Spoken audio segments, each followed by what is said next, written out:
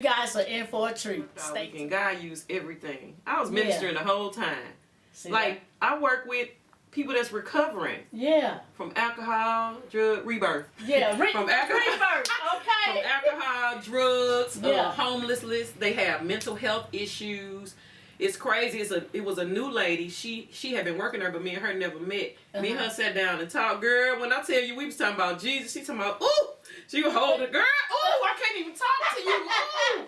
She was just so excited. Yes. And she was just like, man, she was like, I only work 6 to 11. I just feel like God wanted me to, spend some time with you. Can I have your phone? Like, we hadn't even been talking 10 minutes. Can I have your phone number? Okay. I'm like, yeah. Okay. Because that's what we need to do, be around people that, it's just encouraging conversation. Right. Like, we ain't got to keep on encouraging people. It's just vice versa. You encourage, your words encouraging me, my words encouraging you, and it just go from there. That's what time it is. You know what I'm saying? Yeah. That's what time it is. And we was talking about everything, the stuff I want to do in the future. So I'm talking to her. She like, life coaching? So we talking, and then I said something else, and then about 30 minutes later in the conversation, she said, life coach. Life coach. I see it. That's it. That's your next level, because you know how you, not trying to cut you off, you talk to people, and everybody, like you say, we talk about our kids, we talk about what we going through, but now it's time to talk about not what we going through or we done been through, where we going. Yeah. Next level is where you going. You know what I'm saying? Yeah. And you can't go to the next level always trying to talk about, what back. It's look up. That's funny. Look up. That's you know funny the word. you Look up to the hills which comes our help. Our help comes from the Lord. That was good. Yeah. And then I met a young man in there that is trying to piece his life together. Like the first time I encountered him, he was just sitting there quiet. So I sat down and talked to him, and just talking about his life. He just needed somebody to talk to. And the nurse was like, man, I was so worried about him, but when I saw you talking to him, I knew he was going to be all right. All right. And then we had another conversation last night. He was just like, man, he was like, you just so kind and loving. I said, God don't tell us to do nothing but love. We don't owe no man nothing but love. That's it. And you say you love him and you don't love his people, you're a liar. Amen. That's right. Isn't that my phone? If you say you love him and you don't love his people, you lying. Right. You don't love him. Not like the way that. you should. Right. You might get to know him just a little bit better. And he was like, I love God. And I said, I know, I saw you praying earlier. I saw him sitting over there in the corner like this, praying, just trying to get his mind together. And he struggled for some mental health issues. He had a hard childhood, been hurt in church. And I told him, I said, it is phenomenal that you've been hurt in church. Come on. And you still love God. I said, because most people, when they get hurt in church, it ain't even got to be nothing physical. Yeah. Now they mad at God because they equate God and people together. You can't do that. Yeah, I told him, I said, that's just because you know that didn't have nothing to do with God. Right. That's a blessing in itself. So I'm like, I'm finna do this and this and this, and I'm gonna call these people and do everything I can to help you. And he was like, man, when you think you down and out, God will send somebody to help you. He was like, I told my fiance, he said, it's this lady in here. Okay. It's this lady in here. I just been talking to her. You heard me. She just helping me. I'm just like, right? God wants to love on people. Yeah, that's it. He wants to love on people. So as he talking, I'm like, okay, you need to get this regulated. Right. This right here need to happen. You need some therapy with it. And he was really, really paying attention. That's what he really needs, some directions. And so I'm excited. God used everything. I'm excited. So they thinking I be at work, but I be at work. Work. You heard me. I be at work, yes. Yeah. I don't be in there for, I'm like, I you come were here. sent there. And I'm excited about what God is doing with you. Right at the time when I was finishing up that degree for adult training and learning, he sent me somewhere to deal with adults. Because, I'm a teenage. Right. That's my zone. And he like, yeah, you can do some other stuff too, though. Which is cool, Yeah. I'm going to do whatever you want me to do. I'm going to do it shaking my head like, all right, God. I'm on it. I'm going to do it. But, So I'm just excited about all the different opportunities. And, man, it's been hard. It's been hard since my mom. It's been hard.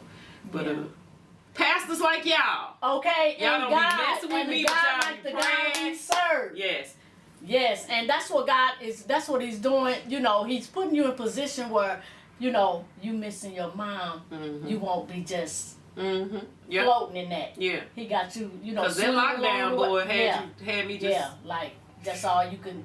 Yeah. It was a hard period. I was talking to that same lady about it. I said I call it the great sadness. She said, how long did it last? I said I'm still in it, but it ain't in me. Okay, that's it right there. That's it right there. Yeah, I'm like, it ain't in me. I said, I'm just trying to learn from the experience. Yeah. I said, and I'm just trying to, shoot, in the middle of all that, do what God want me to do. But I'm human. Exactly. And in my humanness, God still be like, nope, that ain't what I want you to do. I'm glad he talked to me. Right. And don't let me do anything I want to do. I said that. I told my husband that the other day. I said, he was like, what you think? God is not. And I said, no. God, I'm glad I have an ear to hear God because he speaks to me, but you know, you have to be able to be in a position and a place where you can hear him because our life is very busy. But when you know, you have that downtime, and in our downtime, it could be like downtime, you could be down in your spirit. But like you said, it's not in you, it was on you. And that's what people need to come to realize that, okay, this on me, let me get this like, fast to say, dust your shoulders off. You know what I'm saying? Yeah. Let's dust this thing off. Don't let it get in you. You know, don't soak it in. Yeah. Just it's on you, like you said, you're human. It get on you, but we gotta dust it off and you know keep it moving. Like I said, dust our feet. Right. Keep it moving. And I had been working them Sundays and kind of missing some of the online services, and I was riding yesterday, and I was like, I need to like set a time, like if I miss the service, where I sit down and just really listen to it or whatever, you know, instead of catching the tail end. Even though every little part I catch be good, sometimes you be needing to hear the whole thing. Yeah. Like I caught the tip, like ain't no reception in that building, so I can't listen to it when I'm at work. But I had left and went to the store, so I caught. Look, you see, I was like coming. I was like, oh, I came at a good time. I caught that last little good part of Pastor talking when he was on 10. You know, he was on 10. I said, Pastor about to go. Then he had a book in his hand? Yes. Because it was so funny because he opened the book, and I know it wasn't nothing but God, the Spirit of the Lord. When he opened the book, it started talking about the PPP. Oh, that's why he went on 10 like that.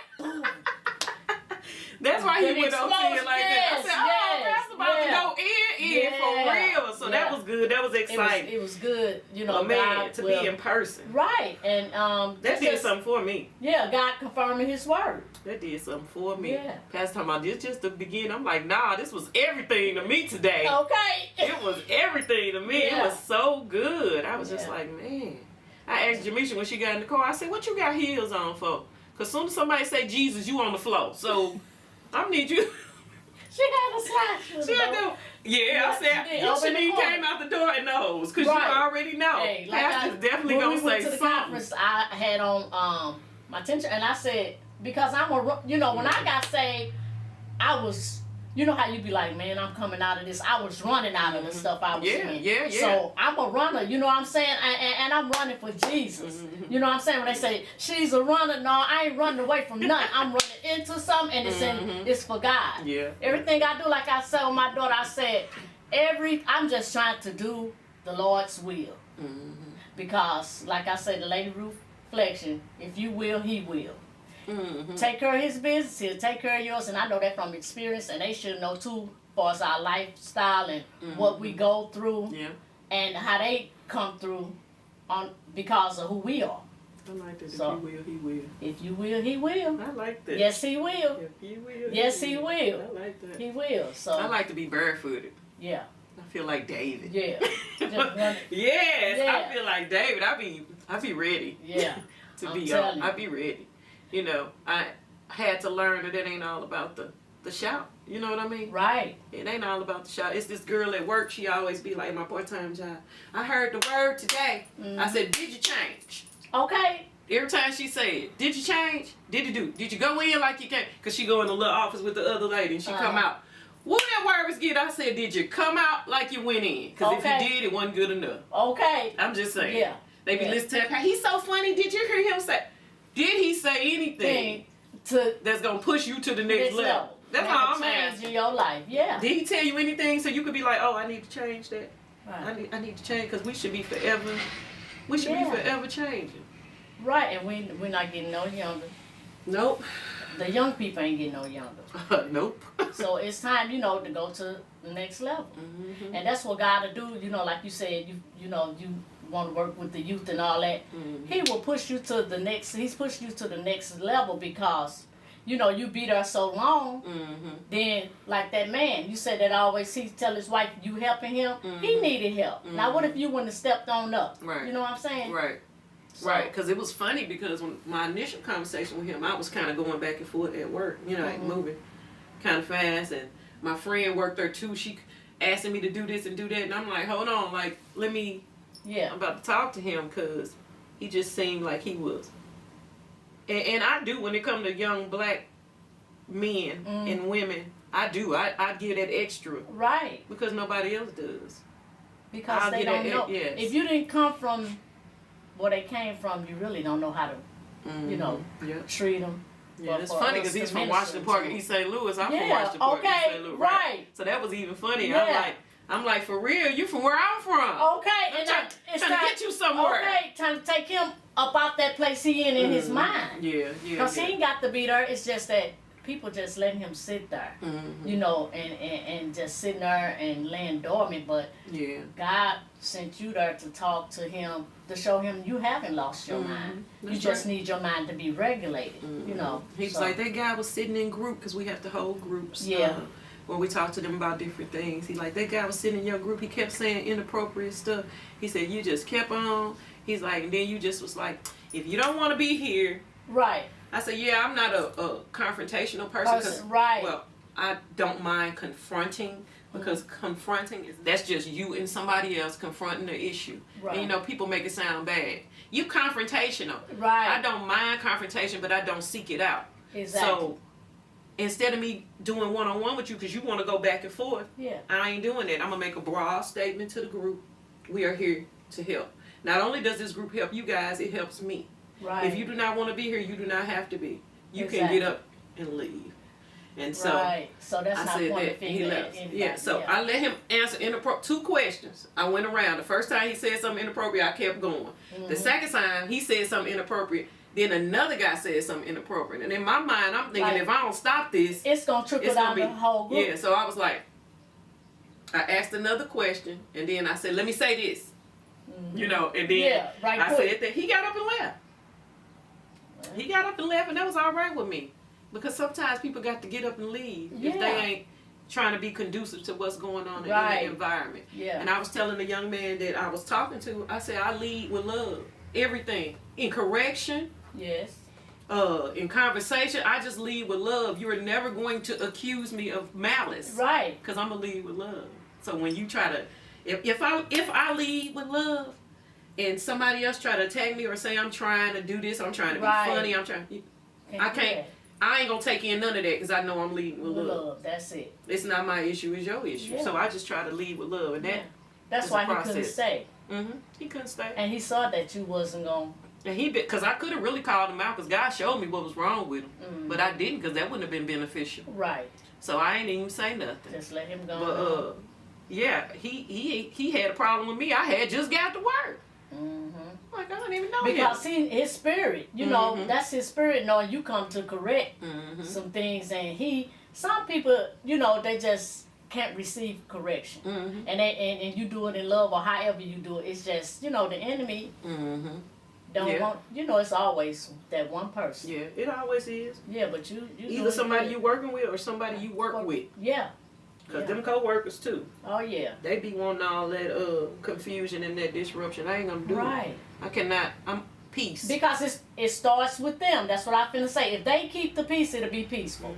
It's how you set your atmosphere. If you the head of the group, if you coming in love, everybody gonna become loving. You know, it's gonna be peace. Yeah, and then that young lady that I had, that was our first conversation that I said we hit it off. She's sitting in our group too. Yeah. So that's another thing. Somebody sitting in the group because they trying to learn. Yeah, they want to go to. You gotta make sure. Yeah. So we talking as a group. She writing.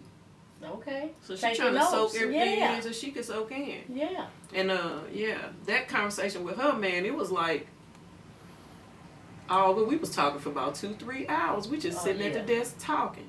Do a little work, come right back to the conversation. Right. Talking, but God was in the middle of the whole thing. conversation. Yeah, that's good. The whole conversation.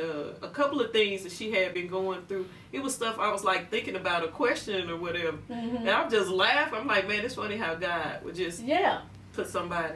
Yeah. You was just at work, so me and you could have this conversation. Yeah. Cause she like, I don't know why I'm here tonight. I don't really even have time for this job. She actually finna quit the job. Oh wow. And me and her just happened to run into each other and have a conversation. And I was just like, yeah, you know, sometimes God will link you with people. Yeah. He will. He'll link you with people. And he, like you said, if she's writing down, it was a word to take with. She needed to learn. She went back and said, it was something that you said in group. She said that I really needed to hold on to. We was talking about triggers. How you let people trigger you and you have to recognize your triggers. Because even if it's a trigger and you already recognize it, it won't trigger you. Okay, even now that's good. Trigger, you know what I'm saying? Yeah. You know, you already know what it is. You already done prepped yourself. You have to learn some coping skills. You got to learn, if somebody say something to me that's going to trigger me, what am I going to do? Yeah. How am I going to handle it? So that I won't be all messed up. Right. And I don't like being mad and unhappy. Right. So I be trying. Especially if you the one to go there to lead, and you know you doing, you know, you supposed to be the teacher. And you letting the people set you off. Right. You can't do that. It's just a setup to be set off. I be telling a guy that work with us that he's a pastor, and I be like, some stuff you gotta let fall off you. Yeah. And he was like, I know God ain't through with me. I said, he ain't through with none of us. Right, but you should know your triggers. You better know your triggers. Yes, I like that. Because if you don't, people will. As soon as they see you off your square, people will attack you. That video, I did that video about bullies. Yeah. Talking about my grandson. At the park, somebody picking at him, and I was telling him, when people see your weakness and they see that it bothers you, they'll keep attacking you. They keep on picking at it. At some point, you have to be able to stand up for yourself, not in a confrontational kind of way, but to let people know I'm not the one. Keep it moving. Right. Yeah. You know, somebody, if you feel good about yourself, they can say that you're chunky or that you're fat. So you knew that when you came outside. Okay, when you woke up. I used to tell my kids that when they was in school, if somebody called your mama fat, don't fight. Okay. I already know I'm fat. That's what I say. Don't, long as they don't hit you. You know what I'm saying? Yeah. And long as they don't knock that, because you remember back in the day, they knocked the stick off, baby. We swing. 1 million. Time that stick come off. Across that line. But that's a trigger. You heard me? So we can't, you know. Yeah, but I learned as being, you know, pastor's wife and co-pastor, is certain things that I cannot do or say. But I you know, I still could be me. You know what I'm saying? I still could be me. And that's what I love about God. He still lets me be me. I like that. Watching you as pastor wife and humble yourself, because you know me and you have them same like spirit. I like that. And you know what I like about you liking that? Because you knew me before that. Yes. Before the pastor's wife and co-pastor and all of that. You know what I'm saying? So you know, I like that when people, you know, seeing who I was and who I become. And I like to give my testimony, because people look at you like, oh man, she got it going on. Yeah. Now you understand. All this really came with war. Right. I'm telling you. And then I'm glad you said that, because when I be praying and everything, I be thinking like, I don't want to pray warfare prayers all the time. But where I come from, you know what I'm saying, that's what I learned first, to pray against those spirits and everything. But I said, you know, people, you don't know who in the room need that. Yeah. What they came out of before, you know, what they was going through before they got to church. And that's what I think I came up with, did you go to church today? Because me and him was at Denny's. And I was telling him how every time I see somebody I grew up with, they ask me about church and this and that, because they can't believe it. I want to know, okay, you know how you could you was a bad person, but you was a good person? Right. You know, you good to people, but you're not doing good things. You know what I'm saying? You're doing what you but I was never, you know, mean to people or none of that. Right, yeah. But, you know, it's all good, and that's why I'm so glad when he said we're going to meet you and do what, because you at your next level. And like you said, when the man was sitting in the corner, you went and talked to him, and then that's what we're here for. To keep, you know what I'm saying? You know how you step up them ladders and then you get ready to go up, and then you like, no, go on up. See, what I don't know if this is a strength or a weakness for me, but talking to people about God, to me, that's your reasonable service. Why wouldn't you? Exactly. To me, that ain't doing nothing extra. Okay. And I be wanting to do some extra stuff for God sometimes. Me saying I love God or encouraging you or loving you, that's what I'm supposed to do as a Christian. Right. I ain't doing nothing special. Exactly. People really be thinking they doing something special. No, that's what he called us to do. Yes. We ain't doing nothing special. That's what he called us. Yeah, so I be trying to go outside of the normal stuff that I do for God. Exactly. Because I know we should be doing something else. And you know love provoke you to change. So I'll just be trying to, I don't know, do something better, do something different, do something so God can be like, okay, good. Yeah. And it make me feel good to do things for people because I know it's pleasing to God. God, that's it. And I always say, it's for His glory, you know, our good and His glory. I always say, I don't want to get the glory, God. I want God to get all the glory, but I be good, so I can be. You know what I'm saying? For real. Yeah. For real. Yeah.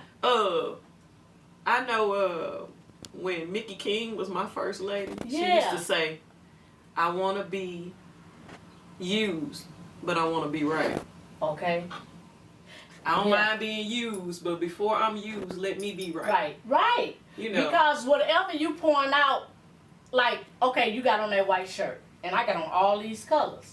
And you know, if these colors were leaky or to splash, this will get on your weight. You know what I'm saying? Yeah. So whatever we put out, we got to put out something good. Because we don't want people to come in.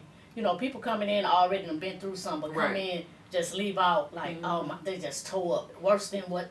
Like you said, the young lady go in that office with the lady, and she come out like, oh, that was good. But are you good? You know what I'm saying? Did he tell you something to make you? Yes. What did you get out of that? Make you provoke. She like, she told me one week, she told me, you just so straightforward. You just something different. And you know how somebody say something, try to make it sound like a compliment, but it's not. They being nice, nasty on the slide. Right. You know what I asked her? When you grow up, you want to be like me? Okay. And then you know what our dad say? We move different. It's something different because we move different. Yeah, so it's all when good. When you said that you was excited because I know where you came from, you know, I was thinking about that post Pastor shared on Facebook the other day saying how people would deal with you and never call you apostle, never recognize your position in Christ, try to make you common. Yeah. Never they see it, but they don't say it. Yeah, it's almost like they're not acknowledging the Christ in you. Yeah. Or they mad because you real. Exactly. Because you so real, real recognize real. So I don't care if I'm here and you up here, but... You said that to me one day. I messaged on something. It was something that recently reposted that we shared. You was like, real recognize real. Yeah. Yeah. So, I just... Yeah. I'm glad I got the real. How about? Okay. I'm glad I got the real. And that's what, when you real, you draw real people. You know what I'm saying? When you keep it real, you gonna keep drawing people that's real, that want to be real. To our services at 12 noon or live at 12:05 at sluggeroo.com. We also have Breaking Bread Bible Study every other Tuesday at 6:30 p.m.